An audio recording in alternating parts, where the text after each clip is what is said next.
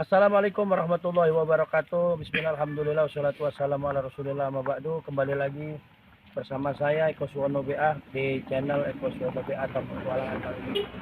Sekarang alhamdulillah, alhamdulillah saya berada di salah satu desa di Kabupaten Cianjur yang kemarin kena terdampak daripada gempa bumi di tanggal 22 Desember ya, 22 November ya, 22 November 2022 ya, yang berkekuatan 5,6 yang sangat dahsyat luar biasa.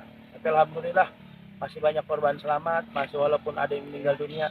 Sekarang saya sudah bersama teman-teman para santri, teman-teman ustadz, teman-teman korban yang memang rumahnya kena daripada gempa yang ada di Cianjur ini. Nanti kita simak, kita akan berbincang bagaimana dahsyatnya gempa, sampai kapan dan mulainya seperti apa, dan kemana-mana tetap di channel Eko Suwono BA. Alhamdulillah kita sudah bersama Ustadz Rahmat nih, sukarelawan. Bedanya relawan dengan sukarelawan, kalau relawan masih ada yang bayar, tapi kalau sukarelawan dari hati ke hati, isi kemanusiaan untuk khairun nas anfa'uhum linnas, untuk menjadi manusia yang bermanfaat untuk manusia yang lain. Kita akan dengar kesaksian Ustadz Rahmat, pimpinan Pondok Pesantren Raudatul Falah.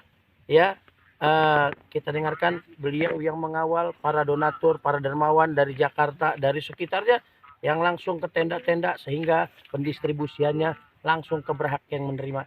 Assalamualaikum Ustadz Rahmat. Waalaikumsalam. Masya Allah. Gimana kabar, sehat Ustadz Rahmat? Alhamdulillah sekarang sehat. Sehat, alhamdulillah. Udah berapa lama nih?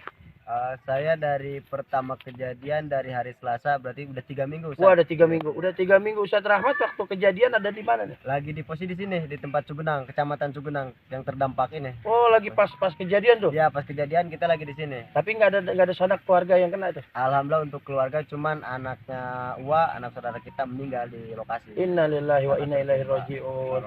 Nah, ini Ustadz Rahmat nih, saya dengar memang menjadi sukarelawan yang mengantarkan teman-teman para dermawan, para donatur, para relawan dari Jakarta untuk menyalurkan donasi-donasinya ke tenda-tenda di Kecamatan Cugenang ini. Bagaimana sih bisa tergerak seperti itu dari awal sampai sekarang yang memang tidak ada bayarannya, Ustadz Rahmat? Baik Ustadz Rahmat, bagaimana nih suka dukanya? Yang tadi Ustadz Rahmat bilang lagi dalam keadaan Ustadz Rahmat berada di lokasi, ya, lagi gempanya sangat luar biasa, rumah pada runtuh, pada ambruk. Ustadz Rahmat ada di lokasi. Sekarang saya